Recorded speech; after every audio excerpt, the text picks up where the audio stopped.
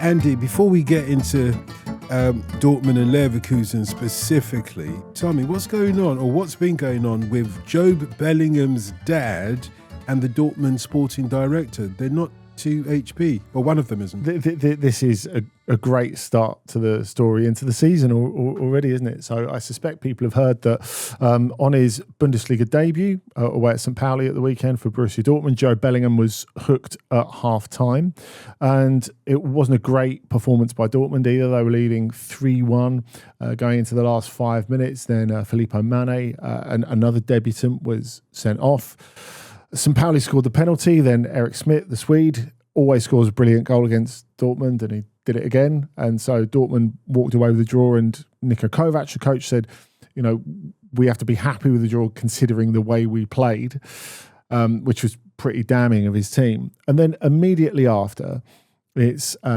reported in the German media that Jobe Bellingham's parents, also Jude Bellingham's parents, of course, had come to see their younger son make his Dortmund debut, and they came down to the technical area afterwards, the corridors leading up to the dressing room. They're allowed in because they know all the Dortmund security staff. Obviously, they've got a relationship with them. They're legacy parents, aren't they? They're legacy parents, exactly. And Jobe Bellingham's father has quite an animated discussion with the sporting director, Sebastian Kehl. Now, Kehl, who of course was a key part as a player of Jurgen Klopp's title-winning teams, he comes out and says afterwards, look, it's no big deal, but basically, the changing rooms and the area around the changing rooms are for players, officials, not for advisors, agents, and parents. It won't be happening again, but it's no big deal. You think, okay, well, it doesn't sound like a big deal. And then Lars Ricken, the big boss, then tries to calm it down the day afterwards and says, it's no big deal. Everything's sorted. And it wasn't a row. It was a passionate discussion. I was like, I'm pretty sure you've described a row there. So anyway, the content of it, of course, we're not privy to the exact content of it. But it seems that Mark Bellingham was unhappy with his son getting hooked at half-time. He was unhappy with the Dortmund performance, and Dortmund weren't happy with the Dortmund performance either. But, Lars Ricken was trying to say, look, the fact is, we've got a great relationship with the Bellinghams, which is why Jobe came here in the first place. Remember, he could have stayed at Sunderland. He had offers from elsewhere. Eintracht Frankfurt were very interested and made a very compelling pitch, just as they did to James McAtee of Manchester City before he went to Nottingham Forest as well. So, look, it's not something that's really grave. I think it's reflective of two things. Firstly, the fact that the Bellinghams, having had one experience with Jude at Dortmund, are expecting something. And maybe they should be expecting something different, because I think it's a bit of a stretch to say Jobe, promising as he is the player, or is ever going to be the player that Jude is. So it's a different situation, different time, different management at Dortmund as well. And it's also quite reflective of the fact that things are quite tense at Dortmund at the moment. So, of course, they had a brilliant end to last season, the salvage operation, great run by, masterminded by Niko Kovac, that got them into the Champions League when it looked completely impossible, which has earned him a contract extension. But they've not got as much done in the transfer market as they wanted to this summer. They're trying to get a few things done in the last couple of days, and already succeeding in some cases, like with the two that have come across from Chelsea. But this result just shows really how fragile things are at Dortmund. Yeah, JJ, row or no row, this, at the very least, is a distraction from what Dortmund aren't achieving on the pitch, isn't it?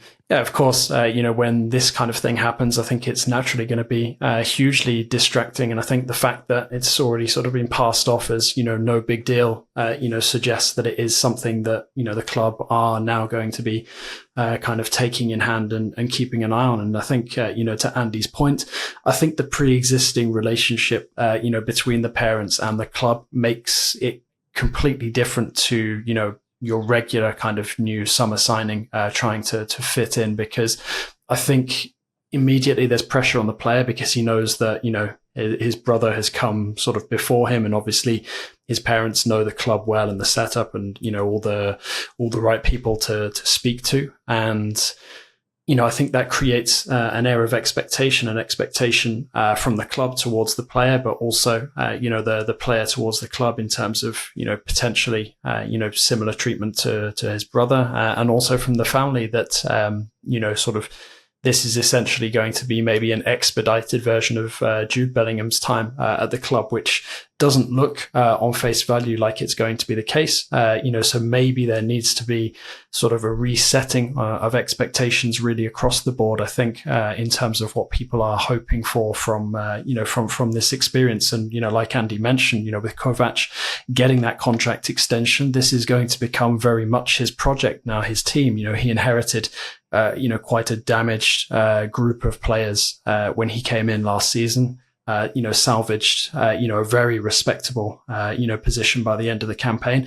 And I think has earned the right now to really stamp his mark on this team. Now, obviously, he sees a way to include Jobe Bellingham in that. But, as Kovac has shown in the past in numerous postings, he doesn't suffer, too much interference in terms of, who he deems best to suit the style of play that he tries to get his teams to play, but also in terms of, who to pick, who to insert into the starting 11. So for me, this is, potentially quite risky to have, this kind of flare up this early on in the season, because it risks at some point, Jobe Bellingham potentially falling victim to, something that's completely out of his control, really, unless his parents, take a bit of a step back, sort of remind themselves that it's not Jude, who is, who was the golden boy at Dortmund and could do no wrong before he left. And this is a completely new chapter for Jobe. And as much as, he is Jude's brother, the expectations, I think, from everybody need to be, totally different.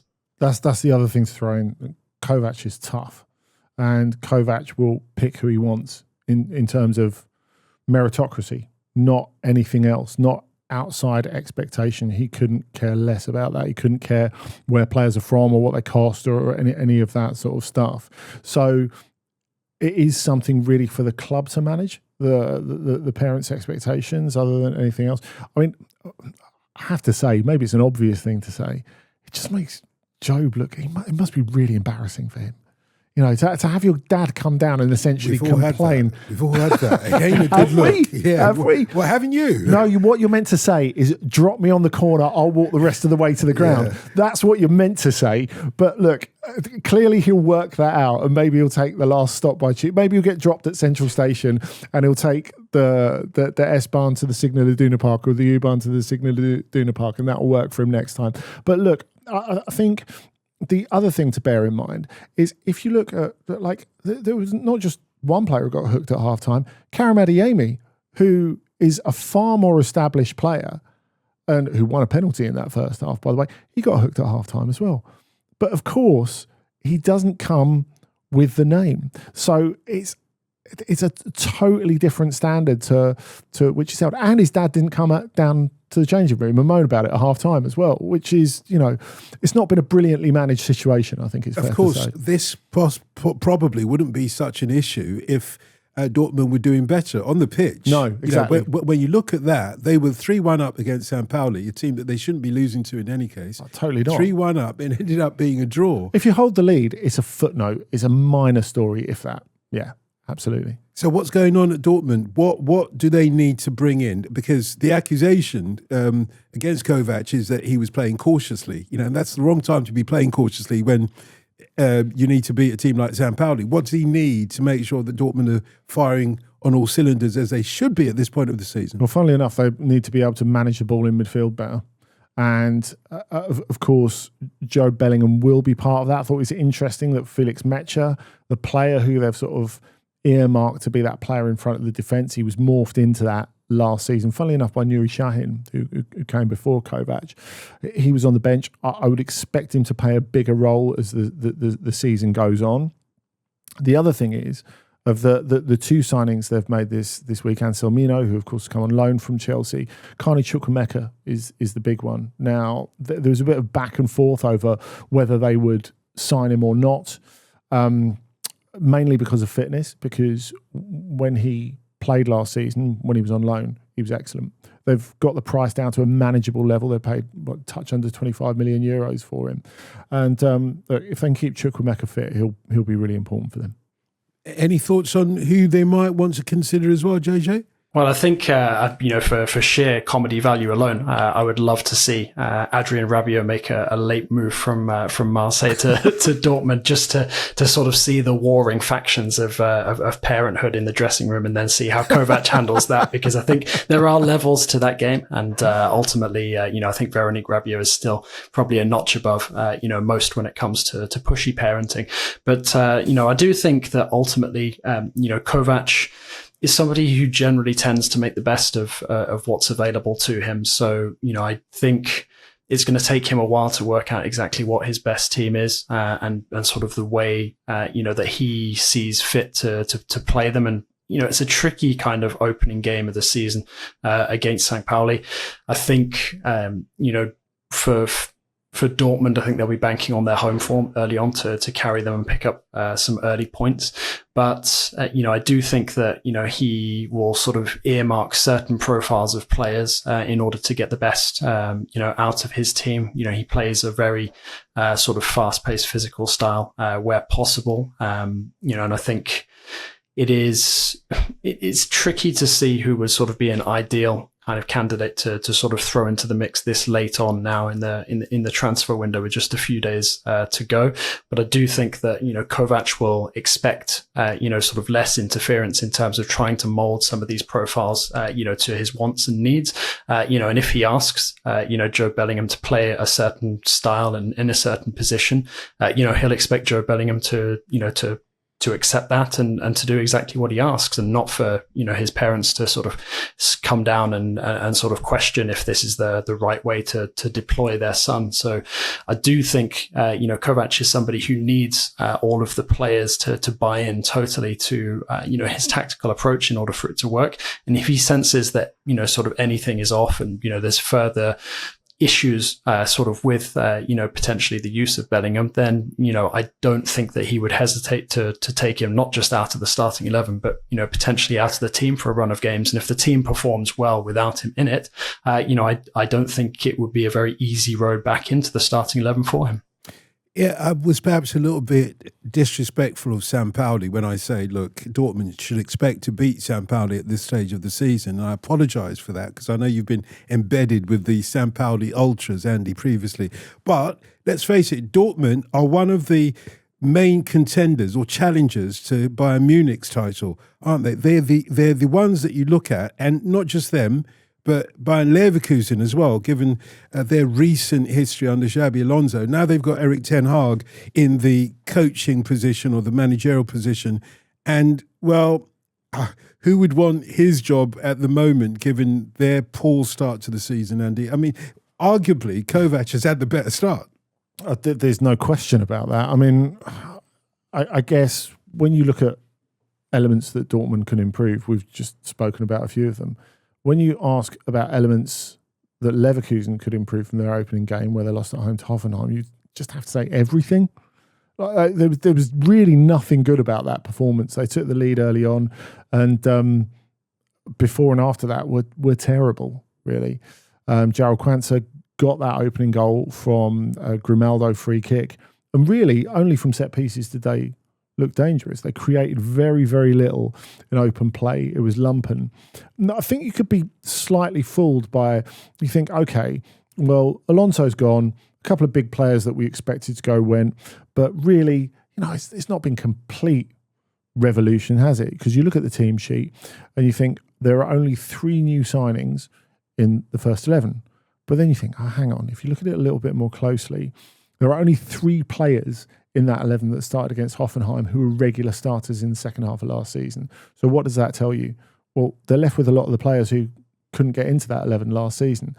And what else does that do? That vacates the bench, which is one of their biggest strengths under Xabi Alonso. The fact that they were able to have a second wind and come at teams late on and score a lot of late goals because they had that punch off the bench. Now, if you look at those players that were on the bench, Ernest Poku, very promising, by the way, who they signed from AZ this summer, 21 years old, the only outfield substitute that wasn't a teenager.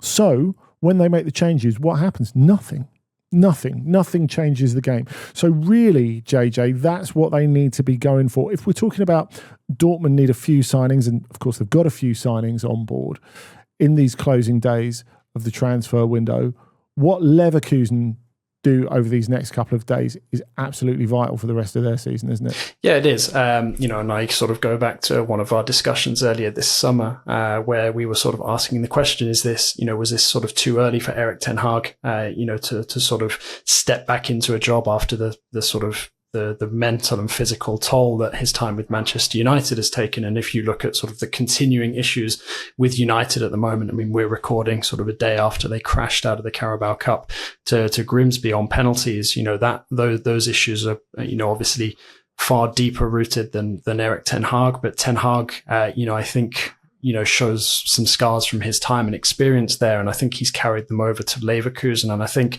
sort of the curiosity factor that's followed him to Germany after that, posting at Old Trafford, I think has been working against him from the start. You look at some of the results that got picked up on, like the defeat, I think it was to Flamengo's, youth players over the summer in a friendly. It's been extremely negative so far, and sure, it was always going to be very, very difficult to follow, on from Xabi Alonso and the immense success that Dortmund enjoyed in the years under the Spaniard. But for me, this now feels like, Leverkusen are in a transition phase. They don't really feel like they have the kind of hallmarks of sort of Ten Hag's teams when Ten Hag has sort of been, at his peak. But also they don't really have the hallmarks of the successful team that came before either under Xabi Alonso. They're just sort of somewhere kind of in between, and it's going to take a while for, that identity to be forged. And right now, I don't really feel comfortable enough saying that, this sort of Leverkusen side really feels like an Erik ten Hag squad of players, and certainly the style of football, doesn't seem, to be anything close to sort of what we were used to, when Ten Hag was really making a name for himself at Ajax, and sort of the promise that United bought into that ultimately went unfulfilled. And it feels like, with this Leverkusen experience getting, off to, starting on the wrong foot, it is difficult to see how the pressure is not going to be ratcheted up, especially as, as Andy said, a lot of the sort of names coming in, even though they might be familiar, they might have been sort of part of the group that enjoyed such success under Xabi Alonso. They weren't necessarily integral to that. And, Leverkusen as well have been making some signings recently, sort of picking up Vasquez from Real, for example, that don't necessarily fit kind of either the club or the coach's kind of usual identity. Andy, with all due respect to JJ, do you buy that Erik ten Hag hangover from his Manchester United debacle, if you like? Do you buy that's still affecting him with Leverkusen? Isn't it more like what you were saying before? He just doesn't have the squad of players to be able to replicate his glory days. Not yet, but I think what's important to know is that his best Ajax team didn't happen overnight. That took a bit of time. And I think perception can sometimes become reality in football. So clearly, if there are a series of negative results, I think that leads us to believe, as JJ was saying, that he's carrying the baggage from United. So that's what he needs to get past fairly quickly. If we remove that context for a minute and you think everything is there really for it to work for him, because Ten Hag has worked best when he's had a strong institutional structure around him. You look at where it starts to go awry a little bit at Ajax, and you look at where it breaks down upstairs when Overmars goes, understandably, when Van der Sar goes. And without someone to steer him, he finds it more difficult. Arguably, he never really has the football structure to steer him, and he probably has too much influence on transfers at Manchester United. Whereas what he's got is a club that knows completely what it is upstairs and on the pitch in Leverkusen. So, firstly, they've got Simon Rolfes, the sporting director, Fernando Caro, the CEO, have been there for absolutely ages. They will take care of business for him. And then, on the pitch, they understand that even though they had these amazing times under Xabi Alonso, they know what they are. They know they're not Bayern. They know they're not even Dortmund. You know, I remember Fernando Caro saying to me, look, the reality is we're a club that's got half the playing budget of Dortmund. The difference is it's skewed this summer by A, what went immediately before, which were the best couple of years of the club's history. B, the fact that it's Ten Hag. And C, the fact that they've made coming up to 300 million euros. If they sell Piero Hincapié in the closing days of this transfer window, they'll have made 300 million euros through transfers this summer. Now, economically, that's a great result. Logically, that's not really going to do much for your squad, is it? Now, they've got the liberty to spend some of that between now and the closure of the transfer window. And I know JJ's got a few views on a big player who's coming in from France to hopefully give them a bit more punch at the front end of the pitch. But there just needs to be patience. There needs to be time. I think if they walk out of this season having made gentle progress with this group of players and qualify for the Champions League, I think that's a great result. But we can't expect them to challenge for the league. Who's that big player from Ligue 1 coming in? So that would be Elias Ben-Seguir from Monaco. And to be honest, it's eyebrow raising for a number of reasons. Not least because you look at some of the outgoings at Monaco at the moment.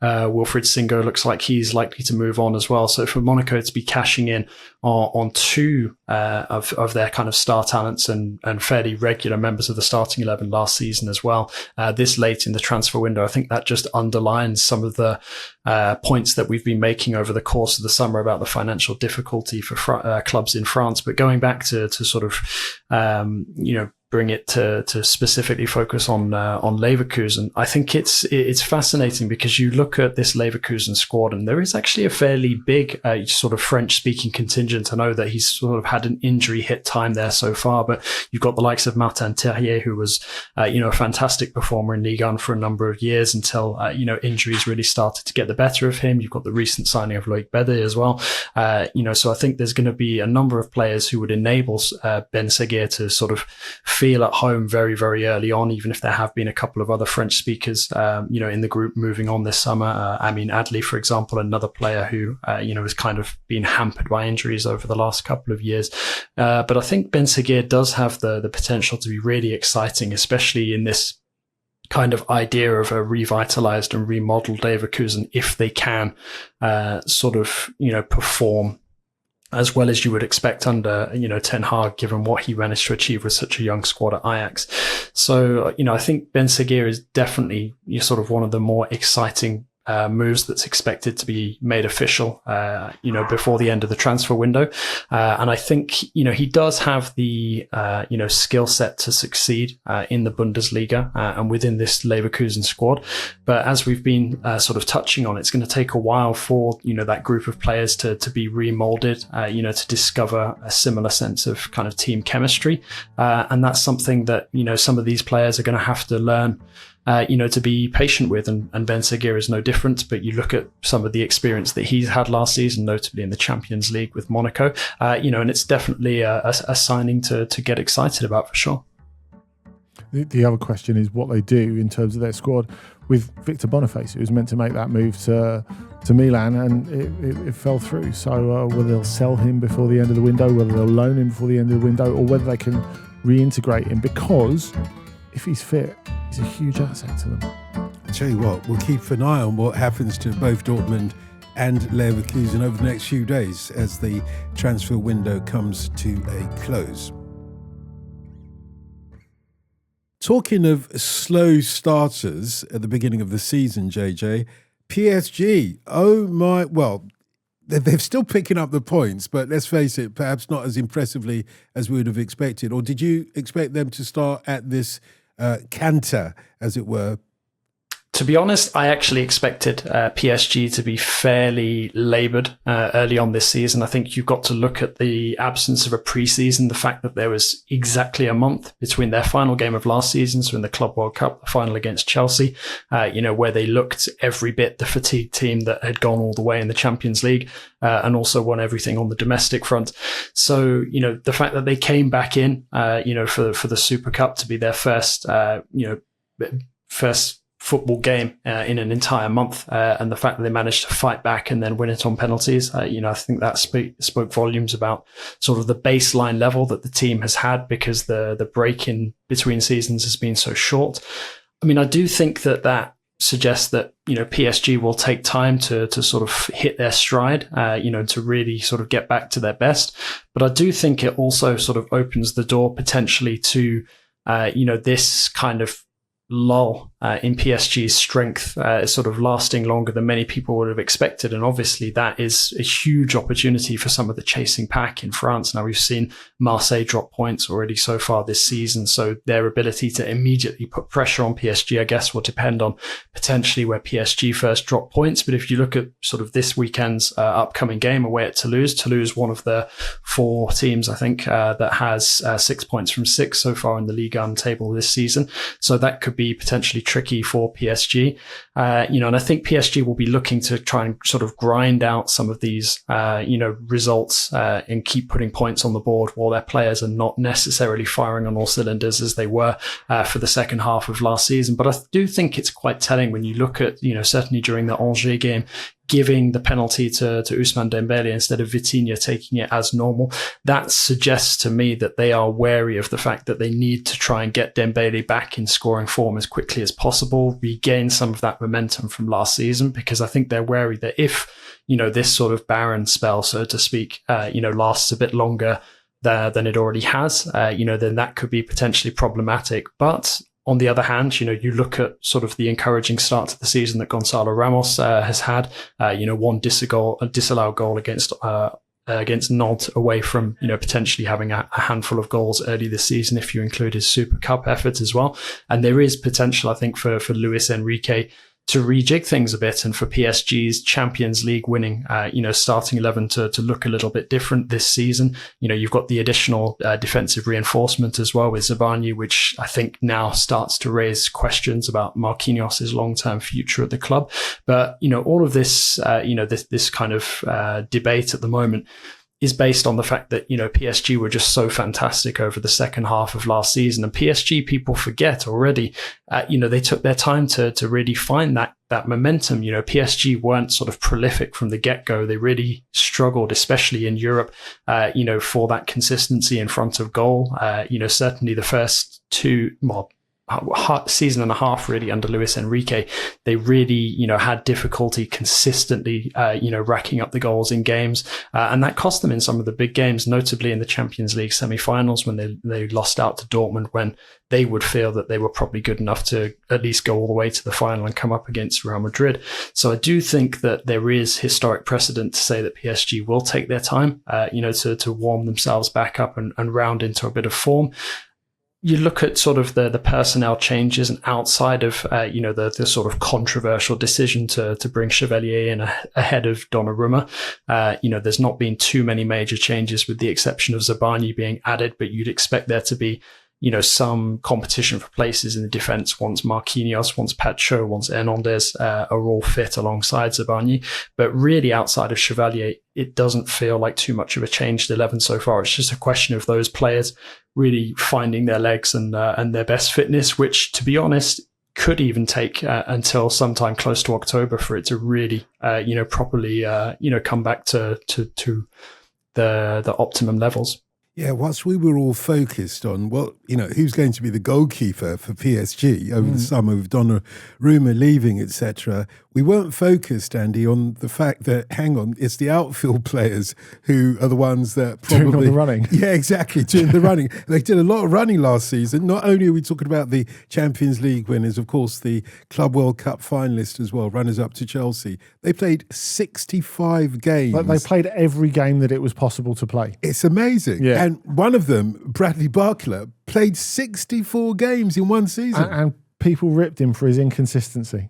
And it's unbelievable, really, isn't it? I mean, the pressure on Barcola, I think, is something else for a young developing player. And I expect a lot from him this season. I'm sure he'll have a good season.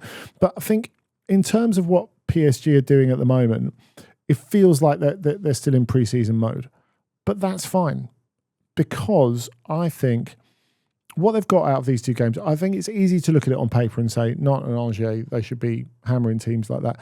If they're getting through it without, basically their job is to make it back from the supermarket without dropping any of the eggs so far. It's a simple job, but it's easy to look stupid if you make a mess of it. Yeah, so basically, what they've done so far, 2 wins, 2 clean sheets, there can be absolutely no argument with that. I guess the question that I would float to JJ is, if there's going to be some real fatigue hitting, I would imagine it will come at either end of the winter. So either when we get to November, December, or when we get to the back end of the Champions League group stage. And remember, that's another element.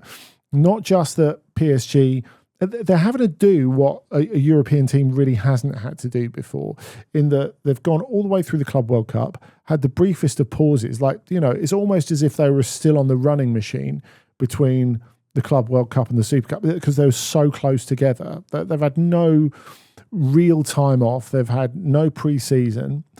And then, because of the reformatting of the Champions League, like last season and this season, there's no real break between the group stage and the knockouts either, which is a bit of an issue. And of course, they had to play the 2 extra teams with 2 extra games against Brest because they didn't finish in the top 8 last season of the Champions League.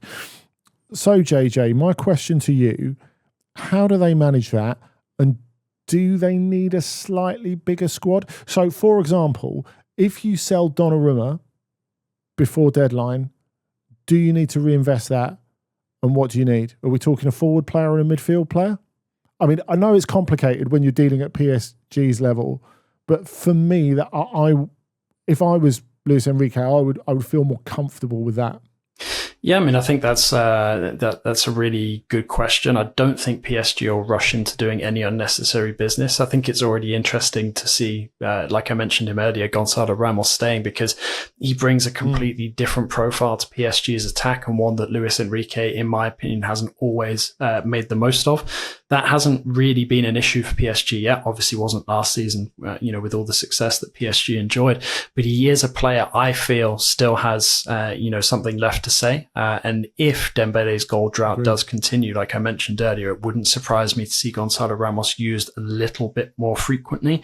He was very unlucky last season to be cut off as early as he was. I think he picked up one very early assist in the season and then was out for 3 months with an injury. So really, that meant that he was always having to play catch up, which by the time PSG really, built up their momentum, it was just too difficult for Ramos to establish himself ahead of Dembele in the attack. But I do think people overlook him when considering PSG's attacking options. Obviously, there's been a few physical issues for Kvaratskhelia as well at the beginning of this campaign. And there was the expectation as well towards the end of last season and over the summer that PSG would be making an offensive for Akliouche in the same way that they'd gone for the likes of Ryan Cherki and then Bradley Barcola at Lyon. That hasn't materialized. And when you look at sort of the outgoings expected at Monaco over the final few days of the transfer window, it seems unlikely that PSG would, assuming that they do, bank a fairly sizable check with Donnarumma, try and reinvest in somebody of his, caliber. It seems like they're working to tie Fabian Ruiz down to an extended contract at the moment. So I think more or less it's more about, sort of making sure that all of the elements that contributed towards PSG's success last season are sort of, fit, happy, and in an improving, state of fitness for the next couple of weeks. I don't think PSG will rush into any unnecessary business unless there's a fantastic opportunity on the market in the very final few days. I think, again, looking at the depth in midfield, I already mentioned the defensive depth. I think once all sort of 4 central defensive options are fit and available, that's a very encouraging situation to be in, especially when you bear in mind that Hernandez can, potentially bounce out to left back as well should something happen to Nuno Mendes.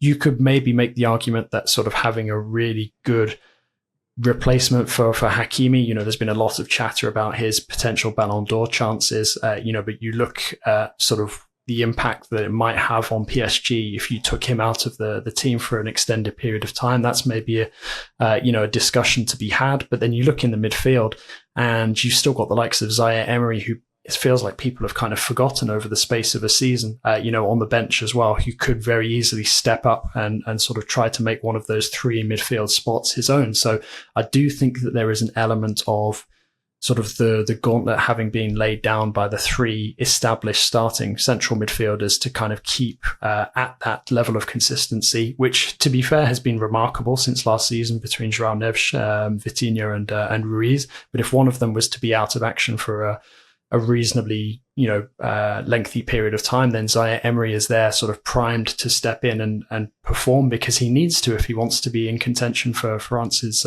World Cup squad, sort of in 1 year's time.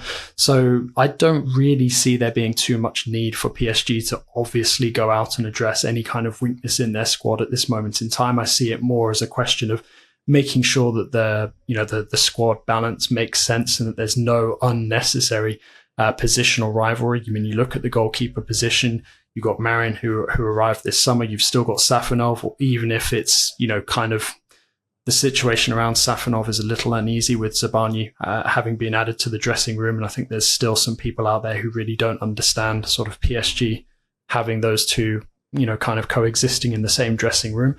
So, maybe there is potentially some further late movement on the goalkeeper front. And if that was the case, then I think, any potential money for Donnarumma, and should, somebody like a Safonov make a late loan move, then maybe that would be the position to be addressed, to have a real established, backup goalkeeper to Chevalier come in. I dare say that PSG will be focused on defending their Champions League title this season. However, they do also have a domestic title to defend as well. And I wonder if there is the slip up that you mentioned on either side of the winter period, Andy, I wonder who's most likely to take advantage of that. Are there likely contenders? I think that's a really good question. And firstly, we've got to set it in the context of the fact that French clubs have been quite hamstrung by the change in TV deal this summer. Remember, they haven't been able to put down on their accounts any income from television because they're switching to this subscription model, this in-house subscription model, which, the league's optimistic about early doors, but that is a pinch for the moment, at least a temporary one. The other issue you've got, I think, is the fact that Marseille, as well as this tumultuous start to the season that they've had anyway, you're talking about Roberto De Zerbi and then balancing League and Champions League. I would be amazed if they finished as close to PSG as they did last season. I'm even might not finish top three. I think it might be tough for Marseille this season. With Monaco, obviously, there's been the transfer movement that JJ talked about beforehand. And then on top of that, you've got the fact that they're going to be trying to lean on Pogba and Ansu Fati at some point, which is very risk inherent. I'm wondering if you're getting as far down as Strasbourg, actually, because Strasbourg have spent a lot of money this summer. So they've got a very young side, of course, in their first league game of the season. When they won away at Metz, they were the first team in the top 5 leagues to field 11 players all born in the 21st century. But if we're talking about having legs and having energy, well, if you're looking for a team to really crack the top 4 at least, I think challenging PSG is a bit much to ask. But Liam Rosini has got an opportunity here. Even if they get in the Conference League, where they would have the ability to rotate because they've got a good enough squad, I think it's an interesting thing to look out for. JJ? Yeah, I absolutely agree with that. I think Andy's right to be excited about what Strasbourg are doing at the moment. And, you look at the transfer activity they've been able to clock this summer, and it's unrivaled, certainly in France. And I don't think there's too many clubs across Europe, who can sort of match them in terms of the players in, players out. And, it's an extremely exciting time to be watching, sort of what's going on there. I know it looks like the Enciso deal that would have seen him, I think, join Bluco and then be positioned at Strasbourg, looks like it's, going to fall through because of for medical reasons. But still, it's an extremely vibrant young team that Strasbourg have. They were already very good value to watch last season. And I do think, that they're definitely going to be a team to keep an eye on this year. The other team that I would add to the mix, before I do that, I just wanted to mention something actually about sort of the Ligue 1 broadcasting situation, and actually sort of with regards to the domestic coverage so far. I know a lot has been made about sort of the fact that Ligue 1 have taken it in-house, but the first couple of weeks, the offering has actually been of very good quality, and I think it is quite encouraging for the future. Something else to go with that, sort of in financial terms, that's quite encouraging has been the quick uptake in terms of the numbers of people who have subscribed to the service. I think within its first week of being available for people to subscribe to, they were already at around 600,000 subscribers, which, okay, in terms of fixing the club's immediate financial needs, is, going to be sort of a drop in the ocean, really, because I think based on those numbers, PSG would stand to earn less money than one of the relegated teams from last season. But assuming that the subscriptions continue to grow sort of between now and the next couple of months, I think Ligue 1 clubs could be looking at a bit more of a healthier return. And also the fact that, for the first time in a long time, people within France are actually sort of backing their national product and getting excited about Ligue 1 again, which is great to see. So going back to sort of teams to put in the mix title-wise as well, somebody who I think, is criminally underrated in terms of his achievements and his ability to get the best out of limited groups of players is Bruno Genesio. And I think Lille could be a dark horse within the context, as already discussed between Andy and I, who I think could really make a play for a position in the top three again. You look at all the changes, you wouldn't expect it, given that so many names have come out of that starting 11 from last season. But you look at some of the players that have come in to replace them, Olivier Giroud, for example, and I think keeping the midfield together, Bouadi, Benjamin Andre, Muko as well, as long as his injury doesn't keep him out for too long. I think, there's a lot to like about Lille and their ability to remain consistent, and as long as they don't drop too many points, like they did on the opening day of the season in a thrilling 3-3 draw with Brest, I think Lille could definitely be a dark horse to put a bit of pressure on PSG, as long as PSG sort of lag behind a little bit at the beginning, while they're still finding their legs. We should have called this edition the slow starters of the season edition rather than the transfer deadline edition, because we're talking about another slow starter now, if that is the case, with Atletico. They don't need to engage so much, Atletico Madrid, obviously. They don't need to engage so much with the transfer deadline because they've done a lot of transfer deals over the summer, Andy. In fact, more than any other club outside the Premier League. And yet, they've got nothing to show for it. Not yet, no. It's funny because they were given two opening fixtures where you think, okay, fill your boots. Away at Espanyol and then home to Elche, who've just been promoted. But Atletico have got 1 point from those two games. They led in both of those games. They were completely punked at Espanyol and ended up falling 2-1 on the first day of the season. And then only drew in their home debut with Elche last weekend. And look, they've played well enough to have won both of those games. They've created enough to win both of those games. They've dominated both of those games. But it hasn't happened. And I think straight off, you've got to look at the fact that so much has changed, not just this summer, but last summer. You're talking about really a completely new set of players. Experienced players have continued to be marginalised. So, of course, they moved on from Angel Correa, Rodrigo de Paul, who was really important for them and, went from strength to strength after his role minding Messi at the 2022 World Cup when he came back from there after a slow start to his Atletico career. So, look, it's not panic stations just yet, because I think if we go backwards, and I think I said last time we talked about Atletico, bear in mind the shock of losing to Espanyol on the first day of the season, we can easily think that, every time you drop points in a La Liga title race, it's potentially disastrous. But realistically, you look at Pep Guardiola's first ever Barcelona side that he took charge of. They got 1 point from the first 2 games against Numancia and Racing. Who are they? So it can be done. It can be done. So we can't rule them out just yet. But given that Real Madrid and Barcelona have got 6 points each, it is inconvenient to say the least. And it does feel, with this amount of personnel changes, that they are missing some of the fundamentals. So, we talked about not having senior players to steer that. It's interesting because Saul's gone, of course, after being out on loan for a couple of years. Koke is always a sub. Griezmann started both games as sub as well. So you just wonder, JJ, do they need a bit of Griezmann-led steering committee to get them on the straight and narrow? Very possibly, but I think, and I feel like every time we discuss Atleti, I'm always kind of banging the same drum, but it really doesn't feel like that much of a Diego Simeone squad anymore, this Atleti squad.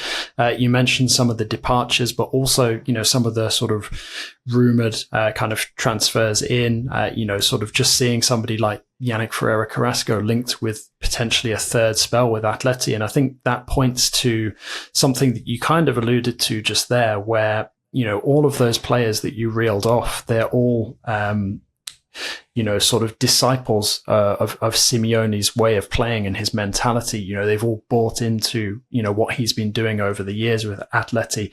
And I'm less convinced now that sort of the squad is as ready and willing to do that as previous iterations of the group have been. Does that mean that Simeone and Atleti can't turn things around? Of course they can. You asked me, does this kind of need to be sort of, do Atleti need to be steered out of danger by Griezmann?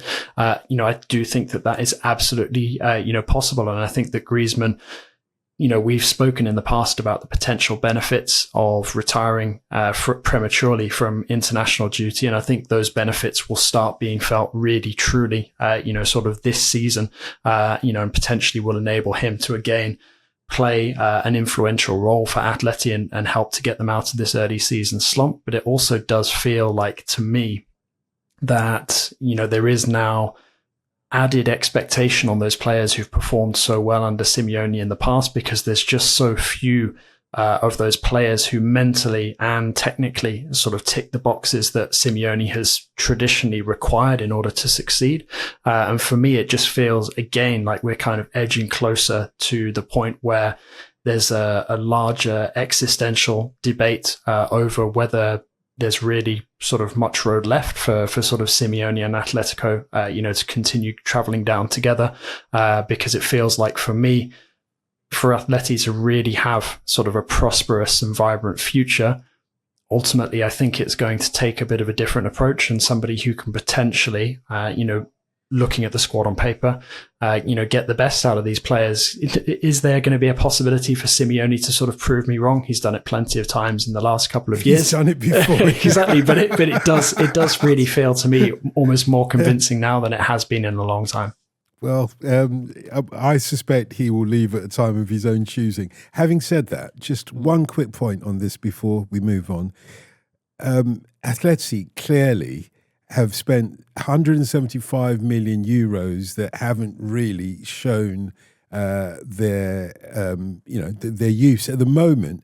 However, isn't it sometimes that you have to be careful what you wish for, because managers come in and say, look, if only I had a big budget to go and sign some players, but then you have too much of a budget and it takes out the fundamental character of your team that's kept you there and thereabouts for many seasons. I think there's an argument for that, certainly. I mean, the pressure is two-pronged.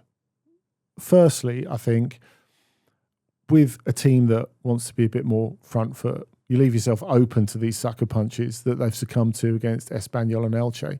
I mean, if you go back over the last couple of seasons, I think people have gradually started to understand that Atletico have evolved from the 2014 and 2016 Champions League finalists. I'm thinking, oh God, they concede goals from set pieces, don't they? How can an Atletico team do this? And then fast forward to the game against Elche, where they score early on.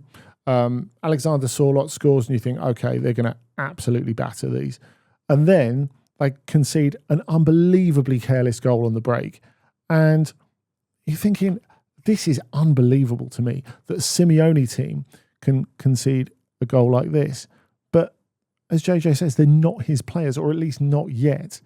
And that's it. I guess the second prong of this, as well as getting these guys, and mostly young guys, the oldest guy they've signed this summer is David Hansko, the central defender who they've been interested in for a long time, who's just joined them from Feyenoord.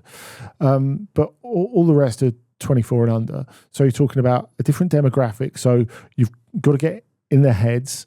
Physically, it should benefit the team because, of course, you've got more running, and that's what Simeone likes. But to tactically get them on the same page, I think that takes a bit of time. Of course, they were at the Club World Cup as well, and they've had players arriving all summer. But the second prong of this, as I was going to say, is the fact is you don't spend nearly 200 million euros to stand pat. It puts a different sort of pressure on Simeone. Now, one of the reasons that Simeone has stayed so long is while he hasn't been given money to spend by the Atletico board, he's been a sure thing. He's been a sort of evil Arsene Wenger, if you like. The guy who qualifies you for the Champions League every season, who led his club into a new stadium, who put them up a couple of rungs in European football hierarchy. And as long as he keeps qualifying them for the Champions League, why would they ever change him? Well, because they get to this point where they want to make the team better, they spend more than any other team in Spain or any other team in continental Europe, you expect something off the bottom of that. So even though they finished third last season, which is not terrible, they go out agonisingly on penalties to Real Madrid in the Champions League, which is not terrible, reach the semi-finals of the Copa del Rey and are knocked out by a superior Barcelona team, which is not terrible. All of those things are pretty good, but you don't spend 200 million euros to be pretty good. You spend it to push your team to the next level, especially when Real Madrid are in transition and especially when Barcelona have continuing financial difficulties. So they need to get up to pace pretty quickly. In conclusion, we'll keep an eye on that league as well, obviously, on the continent. It's that time, both of you, when we reflect on the Game of the Week choices that were made last week for our listeners. Remember, tomorrow I'll ask you on Ask OTC for your Game of the Week recommendations for this week to give us something to watch over the weekend. But last week, Andy, staying with the theme of France, you went for Lille versus Monaco. Oh, who doesn't love a bit of Olivier Giroud? And I think the fact that he got through the 90 minutes, the fact that he scored the winner on his home debut in stoppage time, great finish, very typical Olivier Giroud, stop, turn really slowly and smash it in the corner. Olivier Giroud finish was brilliant. The fact that he even had time to miss a penalty to wrap it up right at the end, it was fantastic. Him replacing Jonathan David, like for like, it shouldn't work. But everyone has responded so positively to him being there. There's a great deal of excitement about him being there. It's a terrific start at home for them, especially when you consider Monaco are one of their rivals for those top 3-4 spots. JJ, Nicky Bandini picked Roma versus Bologna, ended 1-0 to Roma. How was it for you? Yeah, so this one was an interesting one. I think I'm really curious to see how long it takes for Gasperini to really sort of stamp his mark on this Roma side, but they got the job done, winning 1-0. And I think really for Roma at the beginning of this season, it's all about sort of finding their feet under Gasperini, not dropping any unnecessary points. I mean, the derby against Lazio as well comes on quite early this season. So I think for them, it'll just be about grinding out the results up until that game. And then obviously hopefully not losing any early ground to them. But sort of with this sort of narrow victory, I think it's going to take a while for Gasperini to really sort of make his mark with Roma and mold an identity of their own. And I think so many people will be expecting Gasperini to recreate what he was able to do with Atalanta. And I think that's not necessarily the way that we should be looking at it, and sort of the way that we ultimately would expect this Roma side to end up looking. I think it's going to be a very different team, a very different proposition. And I think, it wouldn't surprise me if we see some fairly low scoring, not necessarily unimaginative games, but similar results to this in the early weeks.